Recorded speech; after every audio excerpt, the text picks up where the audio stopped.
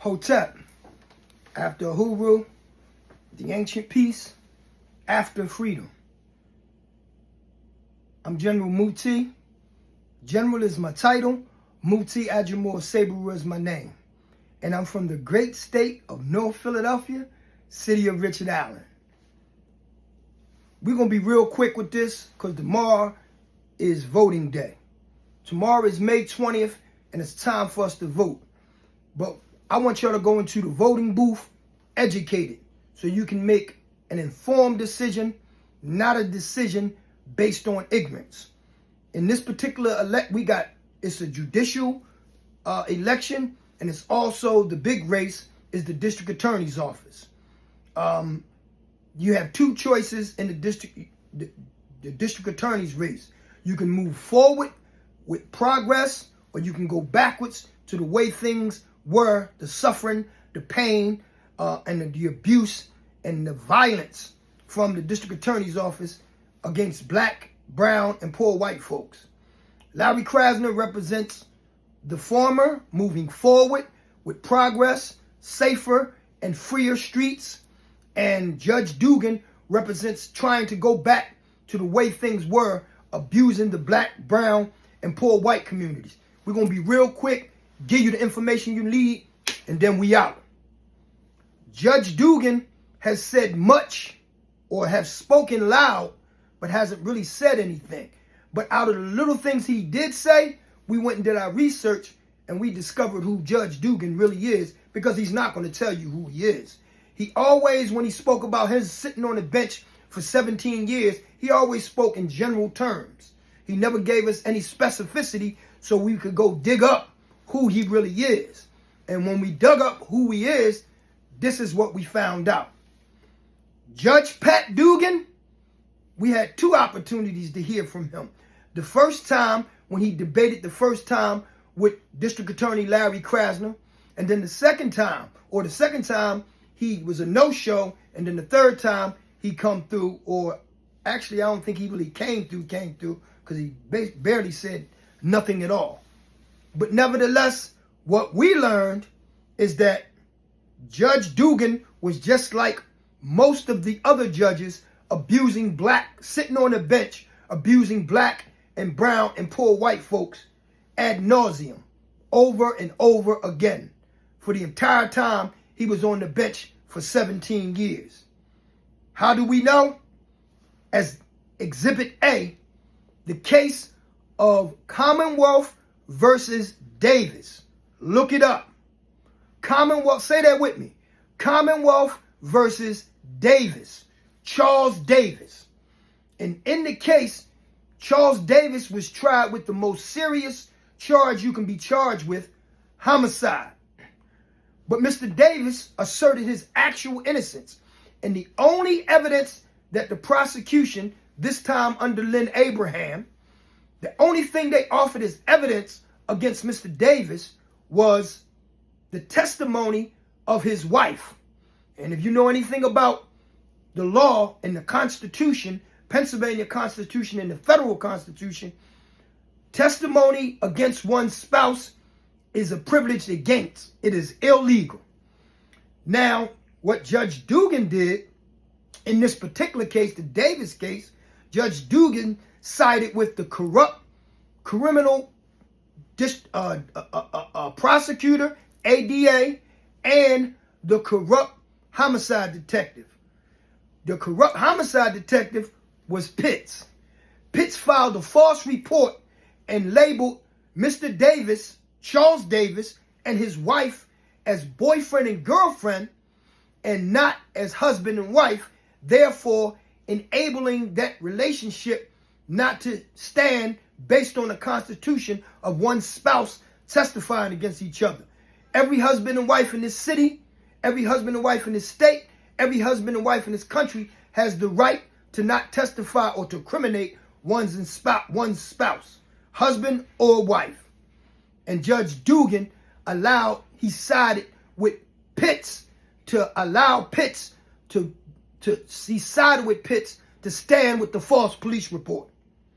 And ADA Lynn Nichols, while she didn't try the case, she was she was in the DA's office for 20 years.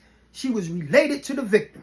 And she showed homicide detective Pitts how to do an ending around the Constitution and pierce the relationship, the marriage against the accused, because she was related to the victim. And mind you, Mr. Davis asserted his actual innocence the entire time, and he still asserts his actual innocence.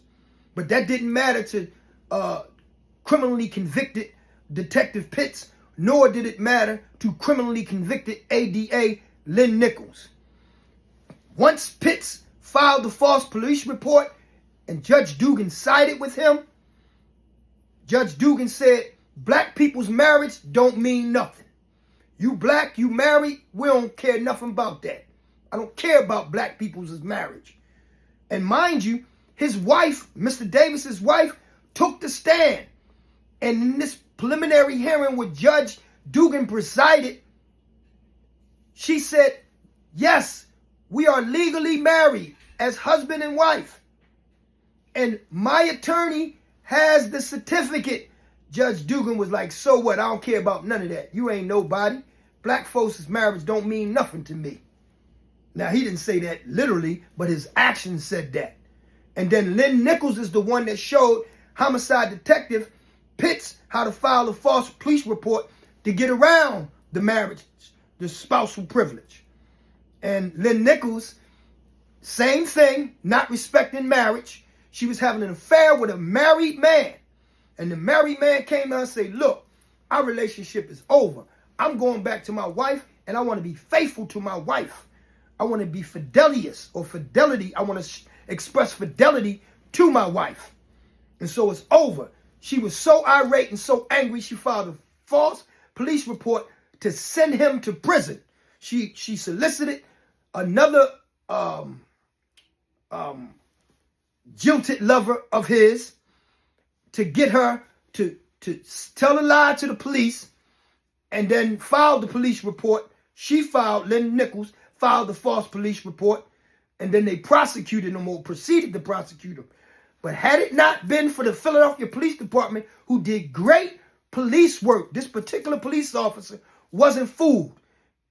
And he, because of his police work, he uncovered this scheme, and then Lynn Nichols was exposed for the criminal that she was and is. Now, this is Judge Dugan. This is what Judge Dugan allowed. And let me tell you more about Judge Dugan. He seems to only, he moves the goalposts, if you will. Like the truth only matters when it helps him. If the truth helps his opponent, he don't like it. But if the truth helps him, or a misrepresentation of the truth helps him, he'll promote it. He says, now we know statistically that the work that Larry Krasner has done, it has dropped the homicide rate precipitously. It is the lowest it's been in over 50 years. That's because of the work that Larry Krasner done. Shootings are down in record numbers, even though we still have homicides, even though we still have shootings, but they're down. That's what the hard numbers say. But Judge Dugan says, I don't trust the numbers. Even though those numbers come from the Philadelphia Police Department. He said, I don't trust the numbers. I don't trust statistics. But then Judge Dugan turns right around and uses statistics in his literature where he lists the homicide, all of the homicides that happened since Larry Krasner has been the district attorney. He lists all of the shootings since Larry Krasner has been the district attorney. And he lists all of the retail theft since Larry Krasner has been the district attorney. But he got these statistics from the Philadelphia Police Department. The same police department he says he don't trust the statistics from them. He then takes the same statistics, rejiggers it, reword it, so that he can promote falsehood and misrepresent Larry Krasner's record.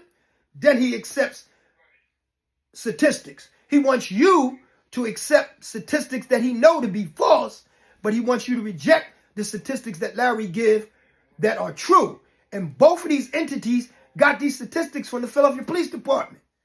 So now that's the type of individual Judge Dugan was for 17 years on the bench. That's one example. There are many examples I can give you, but time doesn't allow me to do so. Do your own research. Go online. Check out the case of Kamau versus Davis, and you'll know. Now, to clean up, because like I said, this is also judicial election. So to clean up the election, to undo the damage by judges like Judge Dugan, we just had an affair called Judging the Judges, and we met plenty good candidates for judgeship. We're going to share some with you. Vote for, bam, Coach Q. Coach Q is from the great state of North Philadelphia, like myself, and the city of Richard Allen, like myself. And he is a community attorney who has been putting the work in since day one. Love his children. He coaches Little League, and he took his Little League team to the Little League World Series, and one of his players actually won the Super Bowl in the NFL, and one went to the Super Bowl, and they played against each other in a game. And so Coach Q is an excellent candidate for judgeship. Another excellent candidate for judgeship is our sister, Tanisha Henry. Tanisha is an alum of the Revolutionary Girls High, and also an alum of Howard University. Big up to the Bisons. And this sister is an excellent candidate to help us forget the legacy of, or to undo the legacy of Judge Dugan, And lastly is our dude, Brian Lewinsky. Please forgive me for mutilating his name, but he is an excellent candidate. He performed high in our forum of Judging the Judges. He answered the questions with confidence, and you could tell the answers he gave, they were not canned answers. Put this man on the bench, and he will help undo the damage done by the 17 years of Judge Pat Dugan. So, people, we saying 3-peat. Larry Krasner forward, Judge Pat Dugan backwards. 3-peat to clean up the suites. 3-peat to make the streets, continue to make the streets safer and freer. For District Attorney Larry Krasner, he discovered that he is also a DA, democracy advocate. We ask you to support Larry Krasner for DA and for democracy advocate, because he is being assaulted by the White House. Imagine that. Washington, D.C. is in the affairs of the city of Philadelphia, because they know as Philadelphia goes, so goes Pennsylvania, and so goes Pennsylvania, so goes the rest of the nation. So, Hotep, Ahubu Nikasi, freedom is work. Harambe, let's pull together. We love you. Vote tomorrow, May 20th. Be there or be square. Be there or be nowhere. Hotep.